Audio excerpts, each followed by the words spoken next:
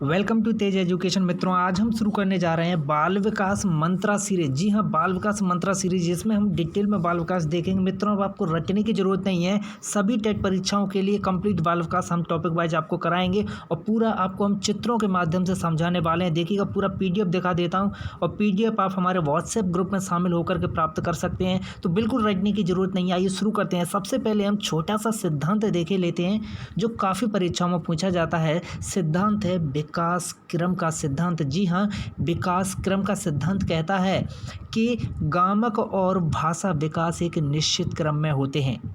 विकास क्रम का सिद्धांत, इसमें क्रम से क्या होता है, गामक और भाषा का विकास एक निश्चित क्रम से होता है।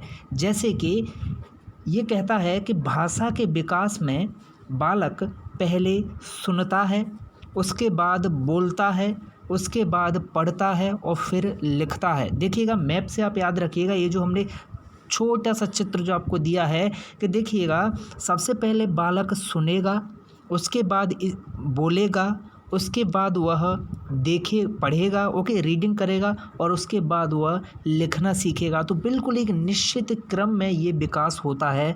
भाषा का विकास बिल्कुल एक निश्चित क्रम में होता है, क्लॉक वाइज हो रहा है। ओके, इस तरह से भी प्रश्न पूछ लेता है कि भाषा का विकास किस तरह से होता है, तो एक क्लॉक वाइज चलता है। क्लॉक वाइज का अर्थ होता है एक निश्चित क्रम में चलना। ओके, आगे बढ़ते हैं, दूसरा उदाहरण ले लेते हैं इसी तरह से कि जब बालक गर्भ में होता है तब सबसे पहले गर्भावस्था, उसके बाद शैशवावस्था, उसके बाद बाल्यावस्था और फिर किशोरावस्था। ओके, एक निश्चित क्रम में विकास होता है बालक का। ओके, आगे बढ़ते हैं हम अब अगले सिद्धांत की ओर। देखिएगा, काफ़ी महत्वपूर्ण सिद्धांत है विकास की दिशा का सिद्धांत। यहाँ से मित्रों 100% परीक्षा में प्रश्न आने की संभावना रहती है, कोई भी टेट हो। तो देखिएगा, विकास की दिशा का सिद्धांत कहता है कि वृद्धि और विकास की अपनी एक निश्चित दिशा होती है। ओके, क्या है, वृद्धि और विकास की अपनी एक निश्चित दिशा होती है। और इस सिद्धांत के अनुसार बालक में जो विकास होता है, जो उसका फिजिकली, जो उसका शारीरिक विकास होता है, वह सिर से पैर की दिशा में होता है। विकास की दिशा, मैंने क्या कहा, ये सिद्धांत क्या कहता है कि विकास की दिशा निश्चित होती है। और ये सिद्धांत इसी आधार पर कहता है कि बालक का जो विकास होता है वो सिर से पैर की ओर होता है। ओके, और इसी तरह से इस विकास को केंद्र से परिधीय विकास और मस्तक बोधमुखी विकास भी कहते हैं। ये काफ़ी महत्वपूर्ण है, ये तीनों तथ्य। ओके, आगे बढ़ते हैं। अब महत्वपूर्ण बात आती है इस सिद्धांत के बारे में दोस्तों कि कुप्पुस्वामी जी ने क्या कहा था। ये प्रश्न पूछ लिया जाता है, यहाँ से भी प्रश्न बनता है, पूरी स्क्रीन पर आपके सामने है। यहाँ से प्रश्न बनता है कि सिफेलोकोडल और प्रॉक्सिमोडिस्टल क्या है।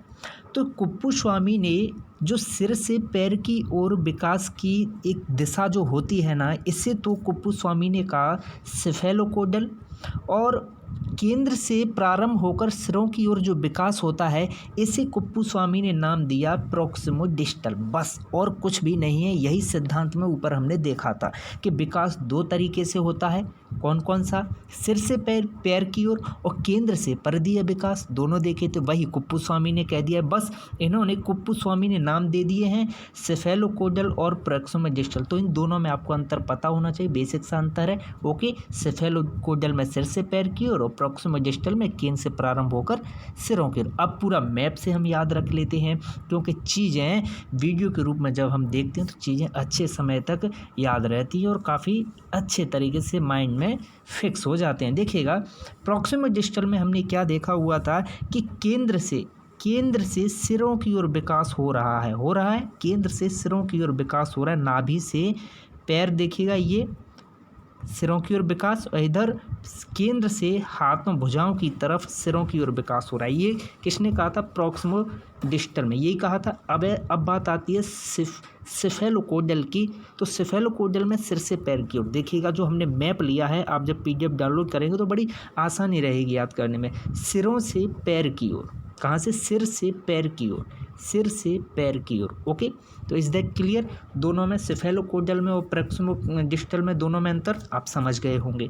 अब बात आती है आगे डायरेक्शन ऑफ डेवलपमेंट ये हम देख ही चुके हैं ऊपर, ओके, किस तरह से होता है, फिजिकल विकास किस तरह से होता है। अब हम ये देख लेते हैं कि जो विकास की जो दिशा होती है, इसमें प्रथम माह में, द्वितीय माह में जो विकास होता है वो किस स्तर तक हो पाता है, ओके, यहाँ से प्रश्न बनता है। लेकिन एक और बता दूं आपको एक और बात कि ये इन्हें याद रखना काफ़ी कठिन है, और इसीलिए हमने यहाँ पर ये जो चित्र लगाए हुए हैं इनसे आप आसानी से इन्हें याद रख सकते हैं, ओके। बाद में आप PDF भी डाउनलोड कीजिएगा, देखिएगा। प्रथम माह में बच्चा केवल सिर को उठा पाता है, क्या, केवल सिर को उठा पाता है। ये जो बच्चा डला हुआ है थोड़ा सा अपना सिर उठाएगा, जैसे ही ये 3 माह का होगा थोड़ा सा अपना अच्छे ढंग से सिर उठाएगा, और सिर उठा करके क्या है, गतिशील वस्तु पर अपने नेत्रों को नियंत्रण करना सीख पाता है। और जैसे ही बच्चा फिर 5 माह का हो जाएगा वह क्या है, सहारा देने पर बैठ पाता है, वैसे नहीं बैठ पाएगा, सहारा देने पर बैठ पाएगा, ओके। फिर अभी हमने क्या किया, यहाँ पर सहारा देने पर बैठा। अब बिना सहारे के बैठेगा, वो कौन से माह में भाई, ये 6वें और 7वें माह में क्या है, बिना सहारे के बैठ जाएगा, ओके। 6वें 7वें माह में बिना सहारे के बैठ जाएगा। इसके बाद बात आती है 7वें और 8वें माह की, तो सहारा देने पर क्या है, खड़ा हो जाएगा। थोड़ा सा सहारा दिया, खड़ा हो गया। अब 7वें 8वें माह की फिर 9वें 10वें माह में बिना सहारे के खड़ा हो जाएगा, ओके। तो क्रम से पूरी की पूरी प्रक्रिया क्रम से चल रही है। वो जो हमने मैप से देखा बिल्कुल आप चित्र की सहायता से आसानी से याद रख पाएंगे। और जैसे ही क्या है, जब इसकी पहला हैप्पी बर्थडे मनाया जाएगा तब क्या है भैया, ये बिना सहारे के चलना सीख जाएगा। अब तक क्या है, सहारा दे रहे थे, अब बिना सहारे के चलना सीख जाएगा, ओके। जैसे उसका पहला जन्मदिन मनाया जाएगा, 1 वर्ष का होगा तो भाई बिना सहारे के चलना सीखेगा, और 2 वर्ष का जैसे ही होगा टेढ़ी मेढ़ी लकीरें खींचना सीख जाएगा और दौड़ना सीख जाएगा। और 3 से 4 वर्ष का जैसे ही होगा तो कूदना और साइकिल चलाना, ये सारी प्रक्रियाएं वो करने लगेगा। तो ये हैं बालक की विभिन्न विकास की अवस्थाएं, किस क्रम में विकास होता है, ओके, क्या इनकी दिशा होती है, हर माह में अलग अलग यहाँ से प्रश्न पूछ लेता है। तो पूरा हमने आपको मैप की सहायता से बताया, आसानी से आप इन्हें याद रख सकते हैं। आप अपना फीडबैक ज़रूर दीजिएगा इस बाल विकास मंत्रा सीरीज़ के बारे में। अगर आपको पसंद आएगी तब कंप्लीट बाल विकास इसी तरह से आपको कराया जाएगा, और हमारे ऑब्जेक्टिव टॉपिक वाइज बाल विकास के संपूर्ण प्रश्न आप प्लेलिस्ट में जाकर देख सकते हैं।